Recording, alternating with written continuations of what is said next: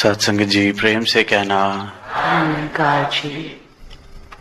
जहां जहां भी जिस जिस शहर में जाने का अवसर प्राप्त हुआ, वहां यही भक्ति भरा रूप, सेवा वाले भाव, मिलवर्तन की भावना और यही एक अरदास के सदगुरु के चरणों में हर एक भक्त की के जो भक्ति जीवन में आई है, कि जैसी आप चाहते हैं वैसी निभ सके, तोड़ निभ सके। और ये जो भक्ति का मार्ग है, इसके लिए बखूबी लिखा गया है कि प्रेम गली अति सांकरी, जामे दो न समाये। और भक्ति प्रेम का सबसे शुद्ध रूप है। Purest form of love is devotion. क्योंकि भक्त और भगवान का प्रेम स्थापित ही तब होता है जब भक्त पूर्ण समर्पण कर देता है। जब मैं अपनी मैं को इस तरह से मिटा देता हूं या इस तू में ही समा देता हूं कि फिर सिर्फ शेष जो रह जाता है वो प्रेम। दुनिया के किसी भी और रिश्ते में जिसे मैं प्रेम का नाम देता हूं, चाहे कितना ही प्रेम हो किसी से, कहीं ना कहीं लेन देन, एक दूसरे का ख्याल कुछ ना कुछ किसी ना किसी रूप में रह जाता है, मिट नहीं सकता। रिश्ते हैं दुनिया के, अपना भी ख्याल रखना है, दूसरे का भी ख्याल रखना है, हर तरीके की संभावना है। पर परमात्मा के प्रेम में सदगुरु के चरणों से जो प्रीत जुड़ती है, जिसे भक्ति कहा जाता है, वो प्रेम का सबसे शुद्ध, और जो एक बारी इस प्रेम को देख ले, वो फिर किसी और रिश्ते को प्रेम नहीं कह सकता। प्रेम जाना ही तब जा सकता है जब इस रूप में प्रेम का अनुभव कर लिया जाए।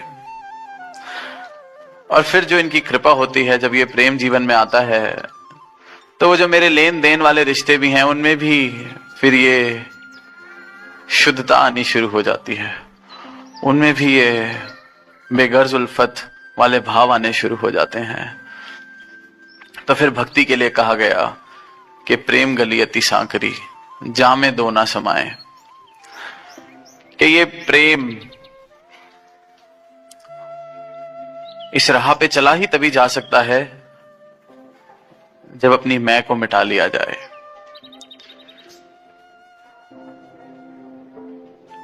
सुना हमने।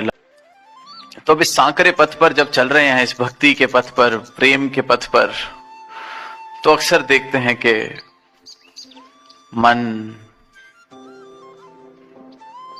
जब इस पथ पर वापस आने लगता है, जब सिर्फ तू से थोड़ी थोड़ी मैं वाली अवस्था वापस आने लगती है, तो आनंद उसी पथ पर, वही जो मैं कार्य कर रहा हूं, जिसमें कल आनंद आ रहा था, आज उसमें सवाल उठने लगते हैं, आनंद आना कम होने लगता है। क्योंकि उस सांकरे पथ पर अपनी मैं को भी मैं चलाने की साथ कोशिश करता हूं, और मैं बड़े अलग अलग रूपों में आती है। कई बार इस सरल से सत्य को, सरल सी बात को मैं अपने इल्म से, अपनी विद्याओं से उलझा लेता हूं, ओवर एनालिसिस से उलझा लेता हूं। तो फिर कहीं मेरे मन में ऐसे भाव आने लगते हैं कि मुझसे बेहतर शायद इस बात को कोई समझता नहीं, मुझसे बेहतर इस कॉन्सेप्ट को कोई समझता नहीं, मुझसे बेहतर इस कॉन्सेप्ट को कोई समझा नहीं सकता। फिर जब ये भाव आने लगते हैं, तो उस अति सांकरी प्रेम गली में मैं रह जाती है, तू चला जाता है। क्योंकि मेरा अब जो रस है वो उसमें बस गया है कि मैंने कितनी इल्म हासिल कर ली है, कितनी विद्याएं हासिल कर ली, कितनी रिद्धि सिद्धियों के बारे में मैं जान चुका हूं। और अक्सर देखा गया है जब ये वाला नशा किसी को स्वाद लगने लगता है तो उसको बोलने में बड़ा मजा आने लगता है, बताने में बड़ा मजा आने लगता है, सुनना थोड़ा मुश्किल होता रहता है। दास अक्सर ये बात कहता है कि जिसको बोलने में मजा आ जाए उसको सुनना बड़ा मुश्किल है, उसके लिए बहुत ही मुश्किल। जिसको सुनाना अच्छा लग जाए। और मजे की बात ये कि जो बोलता इस रूप में है उसको वाहवाही देने वाले भी बड़े सारे मिल जाते हैं, फिर उसको और मजा आने लग जाता है। फिर वो प्रेम गली अति सांकरी, वो अति सांकरी गली में मैं रह जाती है, लेकिन वो गली फिर प्रेम गली नहीं रह पाती, क्योंकि वहां से समर्पण चला गया। क्योंकि प्रेम तो आ ही इस निरंकार से, इस तू से, सतगुरु से आ रहा था। मैं तो जैसा था वैसा ही हूं।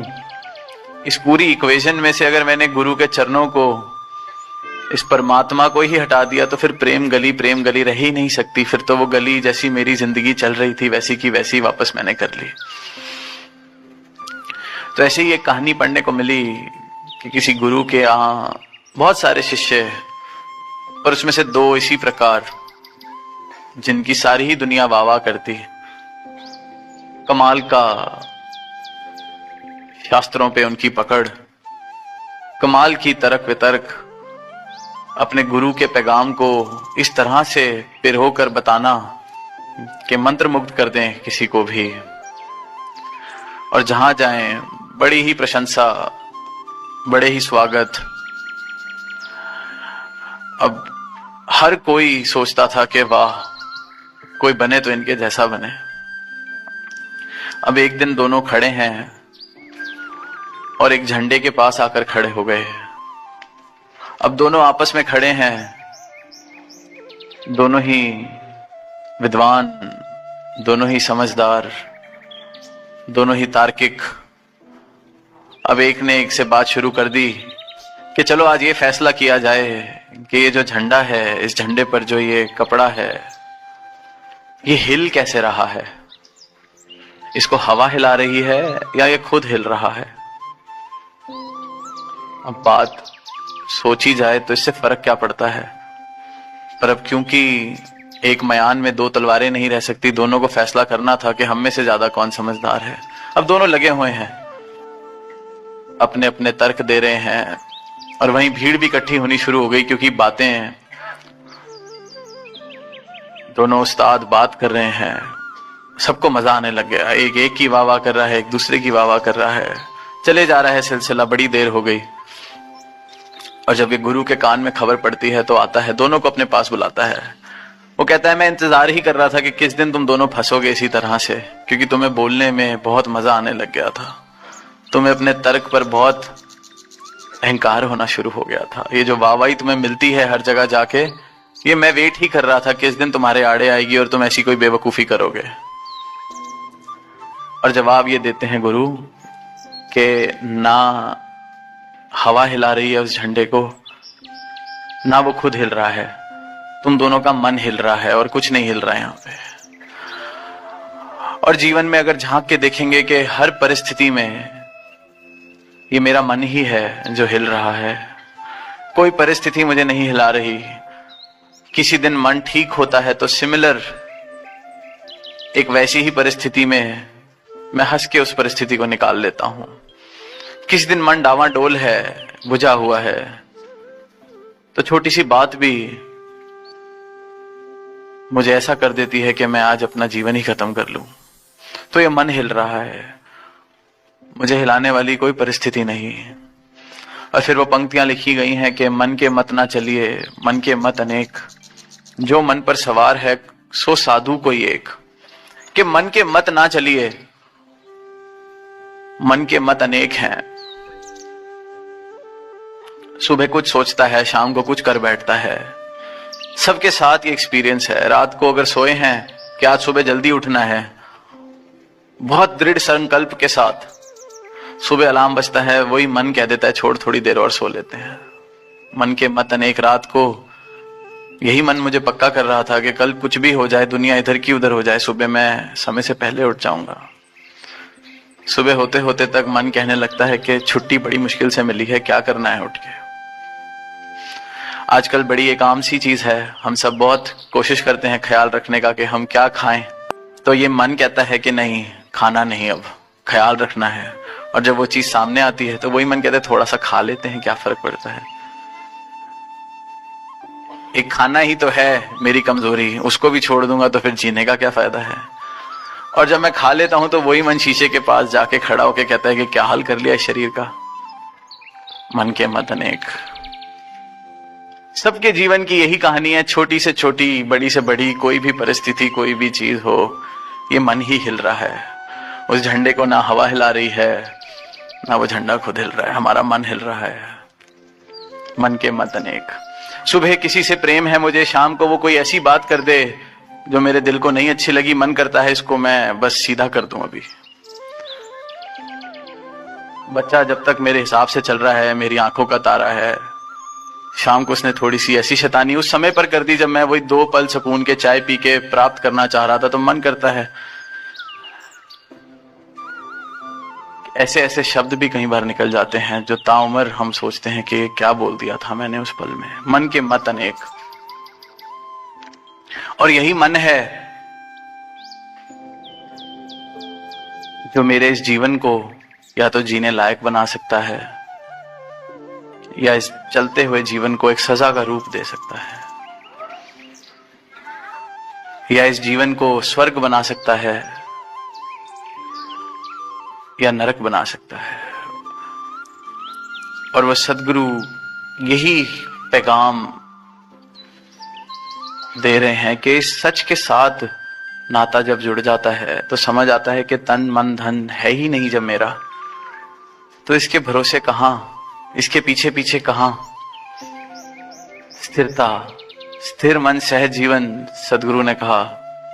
सदगुरु माता जी ने जब समागम के लिए ये थीम दी कि स्थिर मन सहज जीवन, ये मन को स्थिरता ही तब मिलेगी जब स्थिर को जान लिया जाएगा, स्थिर के साथ इसका नाता जोड़ दिया जाएगा, वरना तो मन के मत अनेक हैं। स्थिरता तो इसका स्वभाव हो ही नहीं सकता। स्थिर तो ये तब होता है जब इसको छोड़ दिया जाता है, वरना बैठे बिठाए चलते हुए जीवन को नरक बना लेता है। सब कुछ होके भी जीवन ऐसे कि इससे अच्छा ना ही मिलता, ऐसे हाल भी हो जाते हैं। तो ये मन, इसका नाता अगर इस सत्य से ना जोड़ा जाए, इसको अपनी पहचान जिसकी आज हम बात कर रहे हैं ना मिले, तो इस मन के भरोसे ही हम चलते रहेंगे, इस मन को ही अपनी पहचान बना के चलते रहेंगे।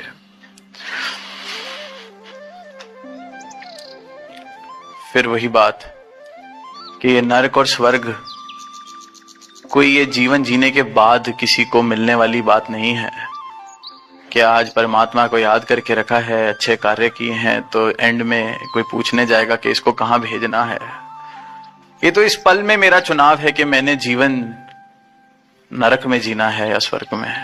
इस पल में जीवन नरक में जी रहा हूं या स्वर्ग में, क्योंकि जो इस पल में, इस जीवन में जीते जीते स्वर्ग को अनुभव नहीं कर सका, उसको बाद में स्वर्ग किसने देना है।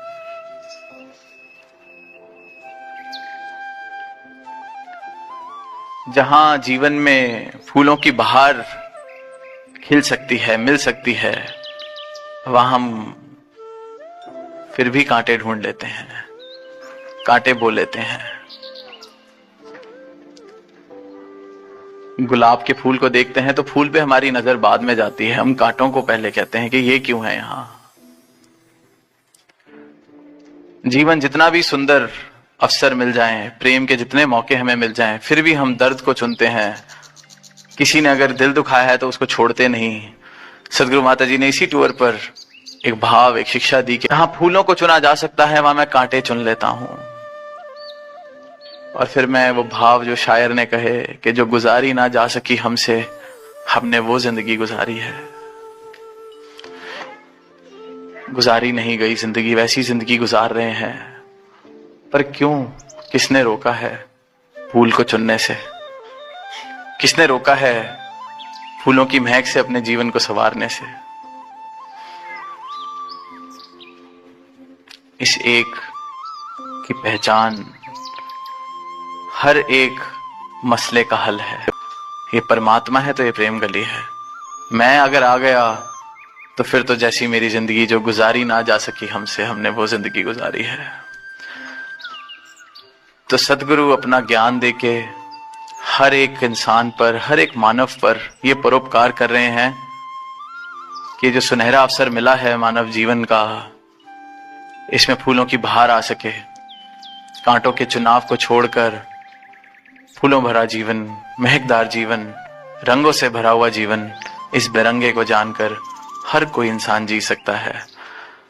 तो दास इन्हीं शब्दों से आप सबसे इजाजत लेगा और यही भाव के पूरी यात्रा ऑस्ट्रेलिया, न्यूजीलैंड, हर एक स्थान पर आप सबका बहुत प्रेम पाया, प्राप्त किया।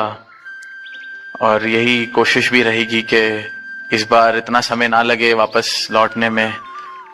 तो इन्हीं भावों के साथ दास सदगुरु के चरणों में अरदास करता है कि हर एक संत की आप जी तोड़ निभाएं।